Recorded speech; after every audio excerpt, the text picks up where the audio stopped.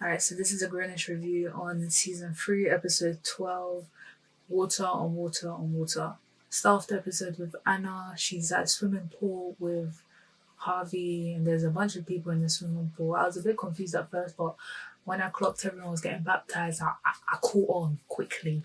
Right, so Anna gets baptized, it's all lovely, all fun. As Anna gets closer to her faith, she gets closer to Harvey. As a couple, they're becoming strong, you hear what I mean? It cuts to Anna, Harvey, Sky, Vivek, and Jazz in the house. Sky's trying to convince Jazz to come on the double date with her and Vivek because she doesn't really want to go with Vivek and Heidi.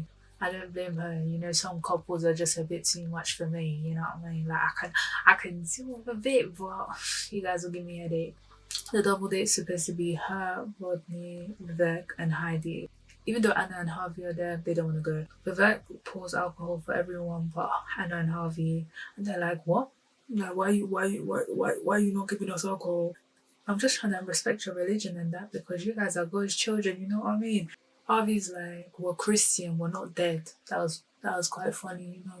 Witty comebacks. You know what I mean? Then it cuts to Zoe at her job. She's on the phone with someone, don't know who, but she's talking about her job. She basically explained that now she's got Indigo as a proper client, so now she's working with her.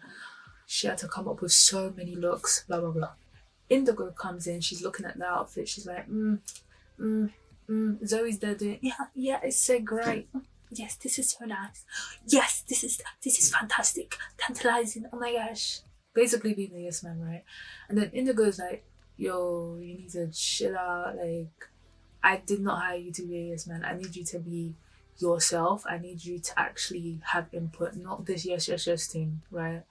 Zoe's like, yeah, absolutely, Then Indigo's like, okay, we'll see how this goes, whatever. It cuts to Doug and Aaron, they're at the bar. You low key see Aaron's girlfriend, but she's like on the other side of the bar, so it's just Aaron and Doug sitting down on the sofa. The people at that bar slash restaurant place, they come out with a cake. They're like, "Oh my days, happy birthday!" Like it's a birthday cake, in it. They hand it to Doug, and Aaron's like, "Oh, I didn't know it's your birthday." It's like, no, it's your birthday because he's had 7 birthdays already. He had to put on Aaron's name. And that was so funny because every time I've seen Doug recently, it's like he's actually filling his life with food. Like I've really clocked this. Ever since him and Jazz broke up, it's like this guy has not stopped eating. Yeah. But we love to see a little bit of, character definition. But yeah, Doug gives Aaron the cake, but then Doug spots Aaron's girlfriend and he's like, "What? What? You came with your girlfriend?" And blah blah blah. He's mad offended, right? Because this was just supposed to be like a boys' night and stuff like that. And he feels like the third wheel now. So he's like, "I'm nobody's third wheel. I'll go find my own set of wheels," basically. Then Doug walks off, mad offended. He's gone to go find himself a girl, so he's not a third wheel. That's what he's gone to do. Then it cuts to Harvey and Anna. They're in bed. Harvey wakes up late. They were basically drinking, and he's like, "Oh, I should go." Anna says to him that he shouldn't be driving because he's been drinking in it, so he should just stay over to be safe. And he's like, "Okay, cool." And it's like mad awkward because he doesn't know if he should take off his top or if he should put it back up, like keep it on or whatever. And then they both awkwardly get into bed, and it's just mad awkward. And I'm looking at it like, okay, like this is normal. Like, can't you just, like I get it, it's the tension, but just fall asleep. They lay up in bed, looking opposite directions. Now they're both rustling, restless sleepers. I'm thinking, yeah, why you guys jumping? You don't know how to sleep. Just lay down, rest. But yeah, obviously they don't know how to do that, and they end up facing each other, and then it just cuts. And I'm thinking, we're going to the next scene. No, huh? They slept. They had sex, huh? I was so shocked. In my mind, it's like, why was I shocked? Why did I expect better from college student? But why was I so shocked? Probably because she had just gotten baptized in it. So in my mind, I was thinking the energy of the whole religion that you've just collected recently, I thought it would last a bit longer. Maybe, 4 months from now, you guys, you know, accidentally, make the mistake. But this was legit the same week. So I was like, oh, bloody hell. But it's not my problem. It's not my issue. But yeah, at the end of the day, do you be? I respect it. But yeah, they slept together and they're both looking at the ceiling like ashamed of themselves. And I start feeling bad. I'm like, oh, you guys probably feel mad guilty. Now they're talking about the guilt that they feel. And then they start talking about if it was good or not. And I was like, no. And then in my mind I was like, yeah, that's a red flag. That is a red flag. It wasn't good. Like and I was like, oh, first times usually aren't good, so it's fine, blah blah blah. And it's like, okay, well, since we've already, done the deed, we can't really like have double jeopardy, you know what I mean? Like we might as well just do it again so we can make sure it's actually good. Like it's an actual, blah blah blah, guilt aside. And they're like, you know what? Yeah, sure, they agree to it. Then it cuts to Zoe in the dressing room. Indigo walks in with just white shirt and that's it. And in my mind, I'm thinking, you know what? I've seen a lot of people wear this look before. I wouldn't really say much, but Zoe was like,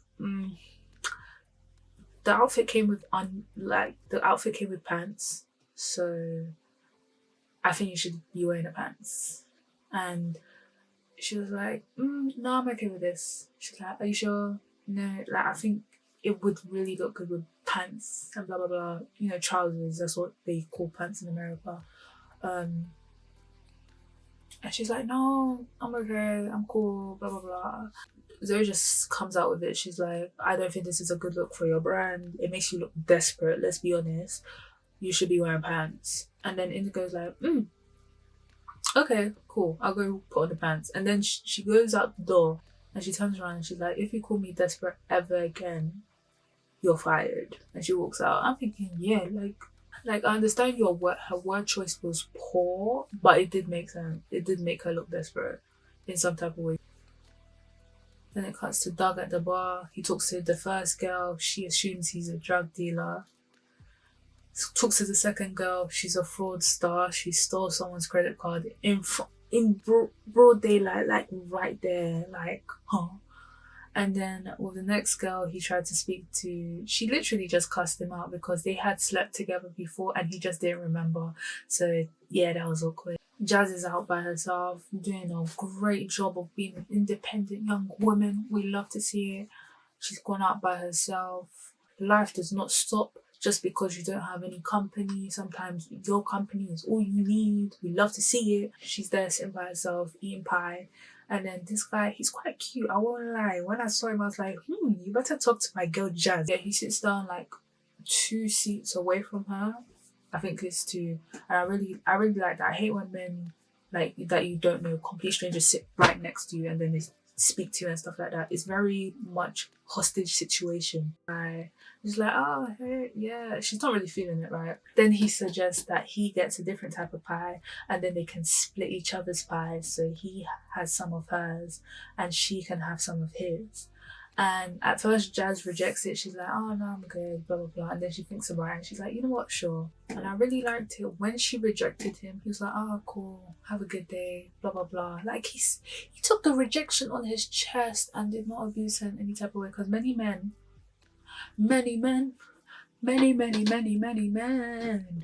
they don't take rejection well. Huh? They'll come up to you, they'll be like, oh, you're paying. You're like, I have a man.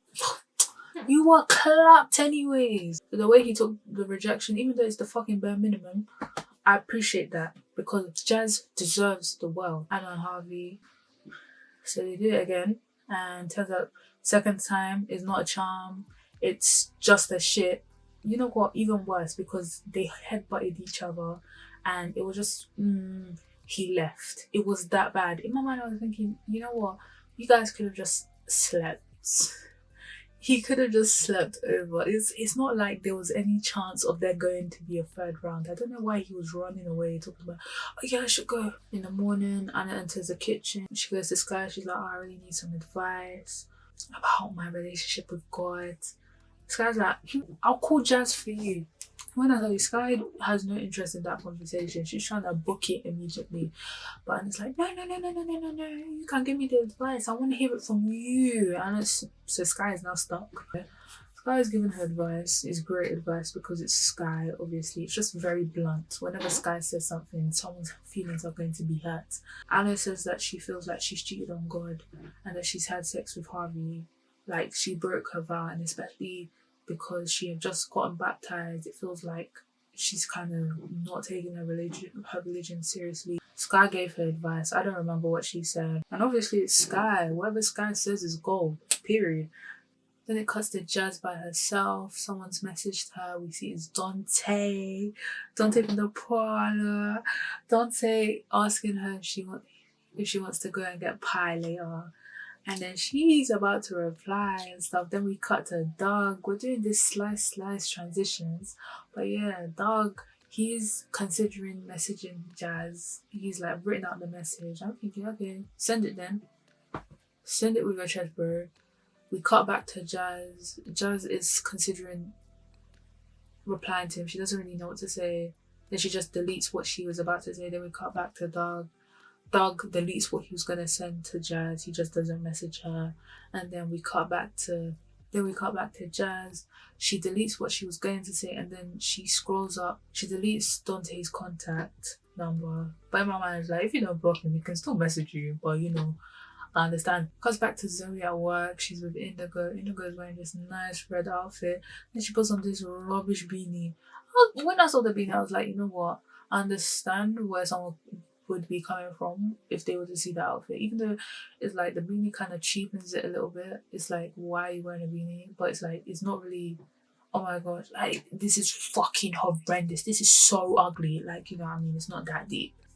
Zoe chooses to tell her. She tells Indigo, she's like, you know what, you look ridiculous, you need to take off that hat. If I'm honest with you, I feel like I'm gonna lose my job. And when I'm not honest with you, I feel like I'm gonna lose my job.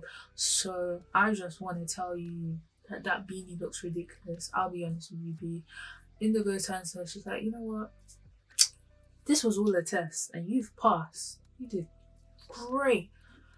Zoe's like, what?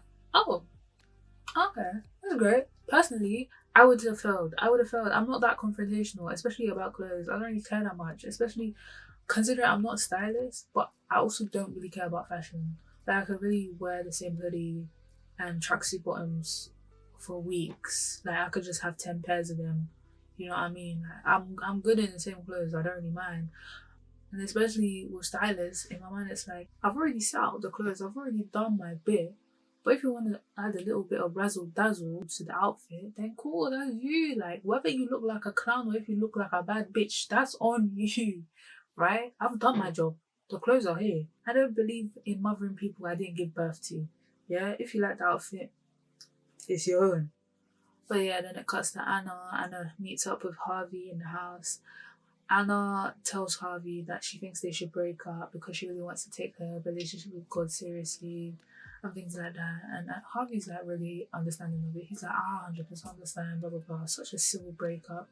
And then, I don't know how it escalated to this point, right? I think they made eye contact. But don't you make eye contact when you're talking? They must have hugged or something. But it escalated to such a level, so fast they had sex. I'm thinking, did you just break up? Like, I get it, guys. I get it. But if both the times you've had sex was trash, why are you rushing to number 3? Personally, I would want to break. I would want to forget the first 2 experiences a little bit instead of jumping in for a third shit time. But it's okay, guys. It's okay. And plus, I always think it's so risky when they have sex in the living room because you live with Sky. If Sky sees you guys having sex and she just, oh my days, Sky would be traumatized. Huh? She will never let that go. She'll see you guys and she'll be like, every little bit of shade that she drops on you, yeah, will be a cannon. It will ruin your self-esteem. Because Sky does not hold her lips. Because if she was to see you and your man naked on the sofa, Sky would never sit on that sofa again. She'll even ask you to buy a new one. And rightly so, because now your juices are there. Like, bruh, people live here. Let's be sensible. But yeah, after they have sex, it turns out to be great. Like, it was a good sex. So they decide, you know what, we're gonna stay together and continue our road to celibacy, and they decided to go back to church and renew their vows, like their celibacy vows to God, and that was sweet. Then it cuts to Aaron and Doug in that bar they were in originally. Doug is basically hyping up Aaron to lie about his birthday so they can get free cake, and Aaron cannot do it. Aaron like crumbles so poorly that he runs away. Aaron's a grown fucking man, but do you be, do you? But yeah, he runs away and he just leaves Doug there with shame written all over his face because that's so embarrassing. But yeah, that was the end of it. I'm not gonna lie, I hope we see Dante again because Dante was a bit sweet. He was a bit of eye candy, you know what I mean? I love a bit of eye candy. In this episode, we haven't seen Luca, we haven't seen Naomi, we haven't seen Naomi forever. I saw the first episode, she was just there on FaceTime. Thanks for watching. Hopefully I can edit this and put this out on time. But I have a lot of work to do. Yeesh.